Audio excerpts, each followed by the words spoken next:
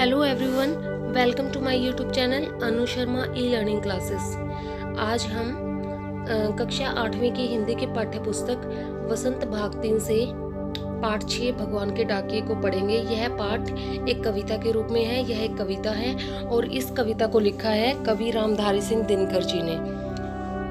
तो यह जो कविता है वो हमारी प्राकृतिक चीज़ों के ऊपर आधारित है कि कैसे परमात्मा ने जितने भी प्राकृतिक चीज़ें बनाई हैं वो अपना जो उनकी जो क्वालिटी है, उनके अंदर जो गुण है वो अपने तक सीमित ना रख करके दूसरों तक वो पहुंचा देते हैं उस चीज़ को। और इस प्रकार से हम इस कविता को पढ़ना स्टार्ट करते हैं। देखिए, कवि के बारे में थोड़ा बताया गया है कि जो लेखक हैं उनका नाम है रामधारी सिंह दिनकर जी। उनका जन्म हुआ था 13 सितंबर 1908 को, मृत्यु हुई थी 24 अप्रैल 1974 को। और स्थान कहाँ पर जन्म हुआ था उनका? सिमरिया घाट, बेगूसराय जिला, बिहार, भारत में। इस प्रकार से बेटा हम अपनी कविता को शुरू करते हैं। तो इसमें बताया गया है, इसका जो पहला जो पैराग्राफ है, पद्यांश है, उसको हम देख लेते हैं। पक्षी और बादल ये भगवान के डाकिये हैं। कविता शुरू करने से पहले मैं आपको कहना चाहूँगी कि आप अपनी उत्तर पुस्तिका साथ में लेकर बैठ जाइए, ताकि इसमें जो कठिन शब्दों के अर्थ हैं और जो प्रश्न उत्तर में करवाऊंगी उनको आप साथ के साथ नोट कर सको। तो चलिए हम अपनी कविता शुरू करते हैं। पक्षी और बादल ये भगवान के डाकिये हैं, जो एक महादेश से दूसरे महादेश को जाते हैं। हम तो समझ नहीं पाते हैं, मगर उनकी लाई चिट्ठियाँ पेड़ पौधे पानी और पहाड़ बांसते हैं। ठीक है, तो पहले इसमें से आपको कठिन शब्दों के अर्थ जान लेने चाहिए। डाकिये का अर्थ क्या होता है? संदेश देने वाला। महादेश का अर्थ क्या होता है? विशाल देश। चिट्ठियां का अर्थ क्या होता है? पत्र। बांसते का अर्थ होता है पढ़ना। तो बेटा इसमें बताया गया है कि पक्षी और बादल भगवान के डाकिये हैं। किसके डाकिये हैं वो? यानी किसके संदेशवाहक हैं? भगवान के, जो एक महादेश से दूसरे महादेश को जाते हैं। ठीक है, उनकी लाई हुई चिट्ठियों को हम नहीं पढ़ पाते हैं, लेकिन जो पहाड़ हैं, ठीक है, जो पेड़ पौधे हैं, पानी है, वो पढ़ पाते हैं। इसका अर्थ क्या है बेटा?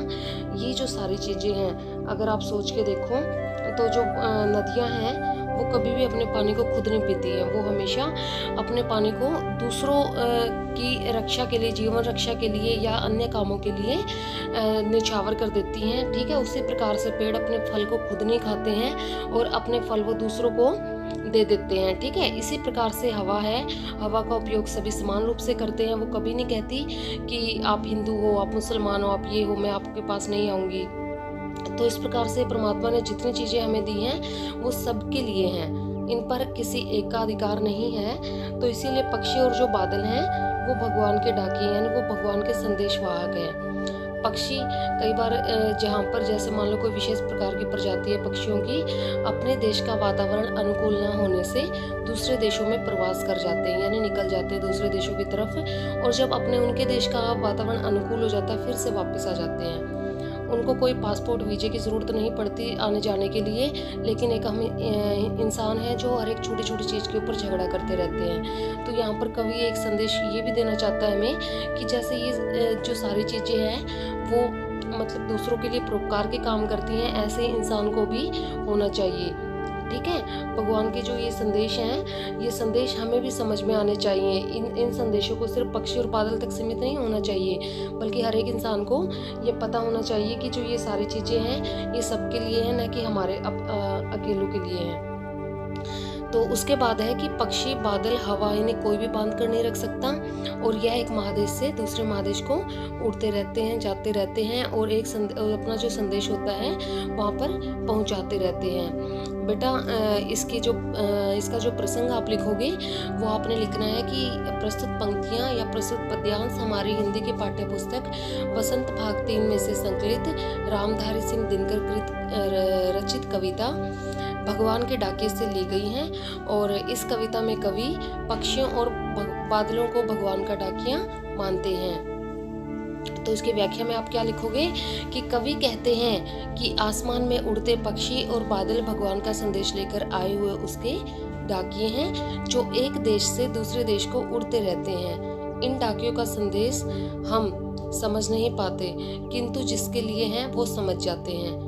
भगवान बादलों के द्वारा जो संदेश भेजते हैं उन्हें पेड़ पौधे पहाड़ और जल कितने अच्छी तरह से समझ पाते हैं, क्योंकि ये उन्हीं के लिए होते हैं। बेटा बादल जो होते हैं, जैसे एक नदी बहती है, नदी का पानी वाष्पीकृत होकर, आपने साइंस में पढ़ा भी होगा, वो बादल बन जाता है और बादल अलग अलग जगह पर चले जाते हैं और वहाँ पर वो बरसते रहते हैं। ठीक है, बादल बरस जाते हैं कहीं कहीं पर जा कर के, और इस प्रकार से कुछ पानी उनका बर्फ बन जाता है पर्वतों पर, और फिर वही पानी बहकर नदी का रूप ले लेता है। तो इस प्रकार से इसके रूप बदलते रहते हैं और पूरे विश्व में वो पानी घूमता रहता है, चलता रहता है। ऐसी हवा है, हवा चारों दिशाओं में समान रूप से बहती है, सभी देशों में हवा समान रूप से विद्यमान है। और ये आकाश जो है, कहीं भी चले जाओ आप, अमेरिका, ऑस्ट्रेलिया, ब्रिटेन, ये आपको ऐसा ही दिखेगा जैसे यहाँ पर दिख रहा है। सूरज का प्रकाश है, चांद की रोशनी है, कहीं पर भी कोई चेंज नहीं है। और ये जो अलगाव है, ये सिर्फ हम इंसानों के अंदर है, प्रकृति की बनाई किसी चीज़ में भी ये अलगाव नहीं है। तो यही संदेश कवि हमें देना चाहते हैं कि ये जो सारी चीज़ें हैं, जैसे फूल अपनी सुगंध को सभी को बांटते हैं, नदी अपना पानी सभी को देती है, वृक्ष अपने फल सभी को देते हैं, ऐसे एक इंसान को भी अपना परोपकारी होना चाहिए इन चीज़ों की तरह। तो हमारा जो दूसरा इसमें ये जो पदयांश दिया गया है कि हम तो केवल यह आंकते हैं कि एक देश की धरती दूसरे देश को सुगंध भेजती है, और ये वह सौरभ हवा में तैरते हुए पक्षियों के पंखों पर गिरता है, और एक देश का भाप दूसरे देश में पानी बनकर गिरता है। तो इसमें कठिन शब्दों के अर्थ क्या है? केवल का अर्थ होता है सिर्फ, आंकते का मतलब होता है अनुमान लगाना, धरती का अर्थ होता है पृथ्वी, सुगंध का अर्थ होता है खुशबू, सौरभ का अर्थ भी खुशबू होता है, पंखों का अर्थ होता है पंख, तीरता का अर्थ होता है तैरता, भाप का अर्थ होता है वाष्प।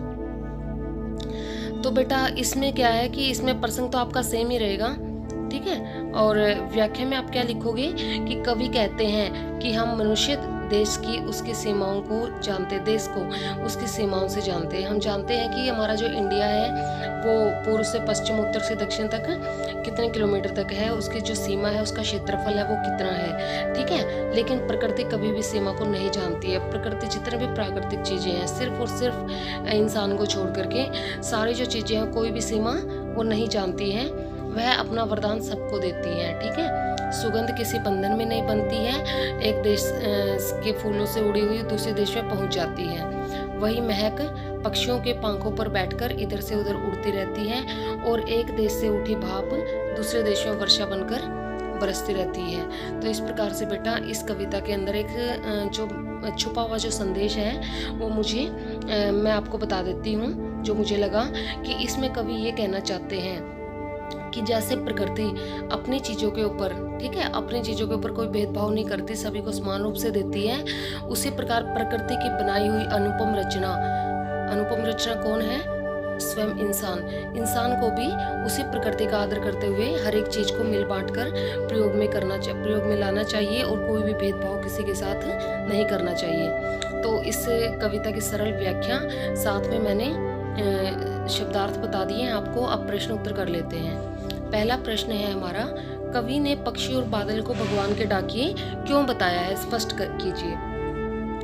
कवि ने पक्षी और बादल को भगवान के डाकिए इसलिए माना है क्योंकि ये संदेशों को एक स्थान से दूसरे स्थान तक पहुंचाने में सहायता करते हैं। बादल शीतलता का संदेश देते हैं और पक्षी अपने पंखों पर सुगंधित वायु को लेकर एक देश से दूसरे देश को जाते हैं, ठीक है। तो इसीलिए भगवान के डाकिए हो गई हैं कि जैसे वो संदेश को मैंने आपको कविता में पढ़ा दिया, ये बादल शीतलता का संदेश देते हैं और जो पक्षी हैं वो संदेश को पहुंचाते हैं, एक देश से ले जाकर के दूसरे देश में उस संदेश को पहुंचाते हैं। कैसे पहुंचाते हैं? उन पक्षियों के आने के बाद दूसरे देश को आसानी से पता लग जाता है कि उस देश में अब अनुकूल जलवायु नहीं रही है, या तो वहाँ पर बहुत ज़्यादा सर्दी हो गई है या बहुत ज़्यादा गर्मी हो गई है। तो एक संदेश हमें ये भी प्राप्त होता है उनके द्वारा। बादल शीतलता का संदेश देते हैं और पक्षी अपने पंखों पर सुगंधित वायु को लेकर दूसरे देश को चले जाते हैं, ठीक है। सेकंड प्रश्न हमारा, पक्षी और बादल द्वारा लाई गई चिट्ठियों को कौन कौन पढ़ पाते हैं? सोचकर लिखिए। पक्षी और बादल के द्वारा लाई गई चिट्ठियाँ पेड़ पौधे पानी और पहाड़ ही पढ़ पाते हैं, वही उनकी भाषा को समझ पाते हैं, ठीक है। प्रश्न नंबर 3 है, इन पंक्तियों का क्या भाव है? पक्षी और बादल प्रेम, सद्भाव और एकता का संदेश एक देश से दूसरे देश को भेजते हैं। इसका हमने भाव बताना है। प्रकृति देश देश में भेदभाव नहीं करती है।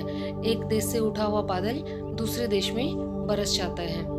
ठीक है, एक देश से जो बादल उठा हुआ होता है वो दूसरे देश में जाकर के बरस जाता है। और इसका उत्तर हमने लिखना है कि पक्षी और बादल भगवान के डाकिए हैं, वे एक महादेश से दूसरे महादेश को जाते हैं।